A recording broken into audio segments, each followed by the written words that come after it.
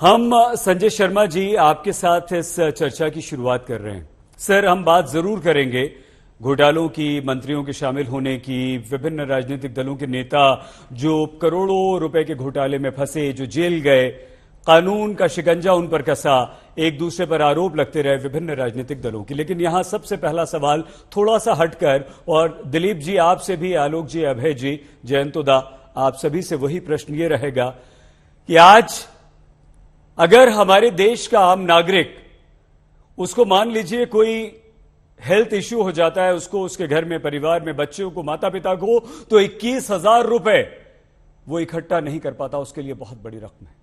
आज हमारे देश के लाखों नहीं करोड़ों लोग, संजय शर्मा जी, एक घर खरीदने के लिए 21 लाख रुपए जीवन भर इकट्ठा नहीं कर पाते, लोन लेना पड़ता है, 20 से 25 साल तक उसकी इंस्टॉलमेंट देते रहते हैं, कर्ज में डूबे रहते हैं। और ऐसे में 21 करोड़ रुपया कैश एक लड़की के पास से बरामद होना, एक मंत्री का गिरफ्तार होना, उस मंत्री का उस लड़की का नजदीकी होना, हमारे देश के लोगों को, आम जनता से कैसे आप संजय शर्मा जी नजर मिलाएंगे? कैसे उन्हें जवाब देंगे जो 21 लाख रुपए के लिए अपनी पूरी जिंदगी गुजार देता है, एक पाई जोड़कर? उसे कैसा लगता होगा संजय जी 21 करोड़ रुपए एक घर से कैश बरामद होने पर?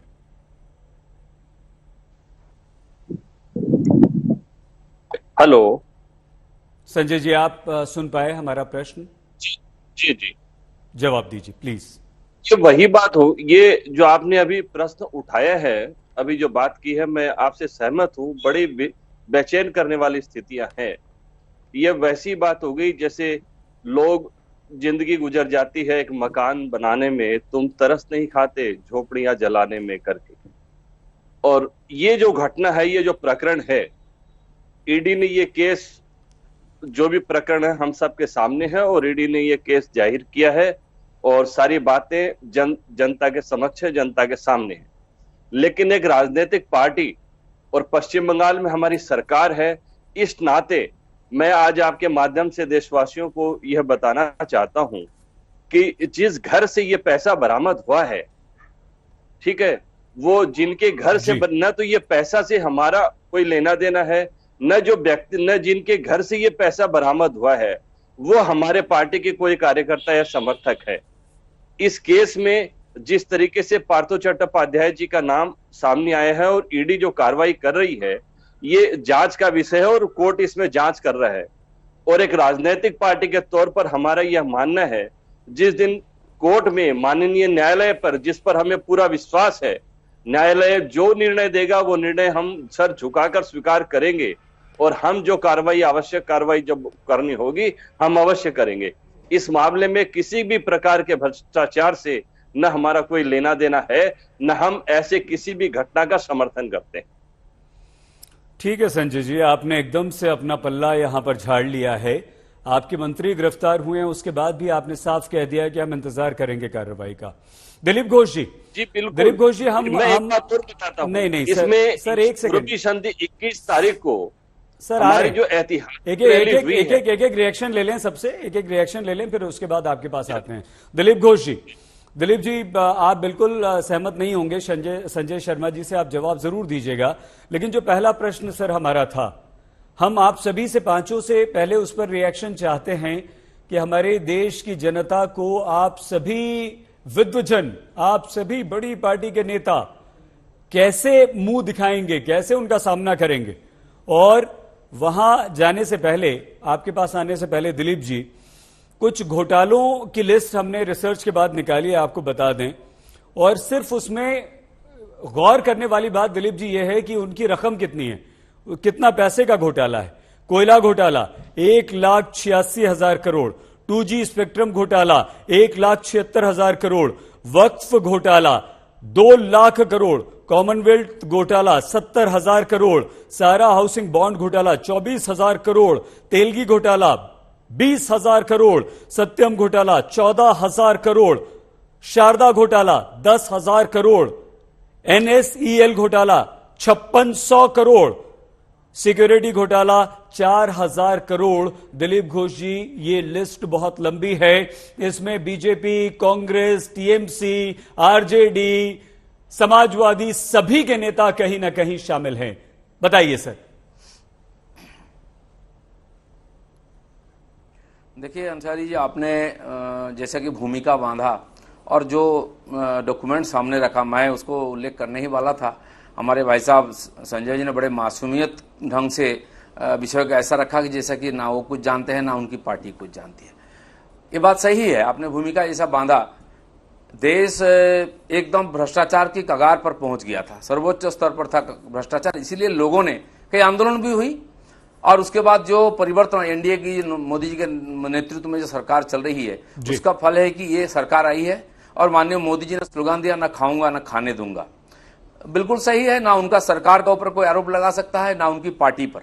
लेकिन ये जो घटना घट रही है, आप केरल से ले लीजिए, महाराष्ट्र के 2 मंत्री अंदर है, केरल के मुख्यमंत्री नाम पर आया है, दिल्ली सरकार के मंत्री अंदर हैं, लालू प्रसाद जी खुद अंदर है, और कांग्रेस के सर्वोच्च पद पर बैठे हुए जो संविधान के ऊपर अपने को सोचते थे, उनको भी आज वहां जाके बैठ करके सवाल का जवाब देना पड़ रहा है। और आज एकदम पूर्व भारत में पहुंच गया है। उत्तर पूर्व भारत में भी बड़ी बड़ी ऐसी घटनाएं आई पहले। ये जो हो रहा है, इसमें 2 बातें हैं। इतनी बड़ी बड़ी घटनाएं हो रही थी और जो कर रहे थे उनको लग रहा था कोई हमको छू नहीं सकता। अब क्या बोला जा रहा है कि घर आकर नहीं पूछ सकते, क्यों घर में वहां बुला रहे हैं, यहां तक सोचते थे लोग, कानून व्यवस्था और संविधान का ऊपर।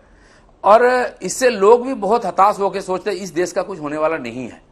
लेकिन आज लोगों का जवान बदल रहा है। दुनिया में, देश में, सब जगह एक नया ऊर्जा आ रहा है। लोगों को भरोसा हो गया कि यही सरकार कर सकती है।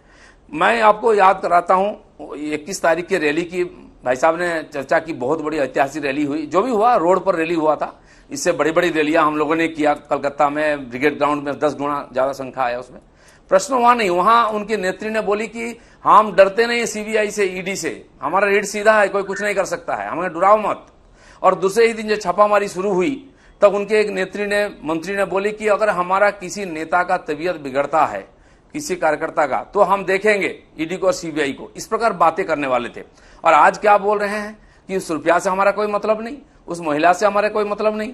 अब मुझे पता नहीं संजय जी लोग कब बोलेंगे कि पार्थो बाबू से हमारा कोई मतलब नहीं है। अब देखिए, जो महिला की बात चर्चा हो रही है, वो 21 जुलाई के मंच पर वो बैठी है। वो फोटो आप चाहे तो मैं भेज सकता हूँ अभी।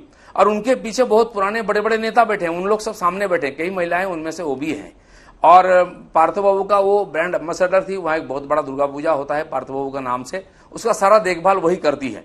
और कई ब्लड डोनेशन आदि आदि पार्टी का सब प्रोग्राम में उनका फोटो आप चाहे तो ढूंढ सकते, चाहे तो मैं भेजूंगा।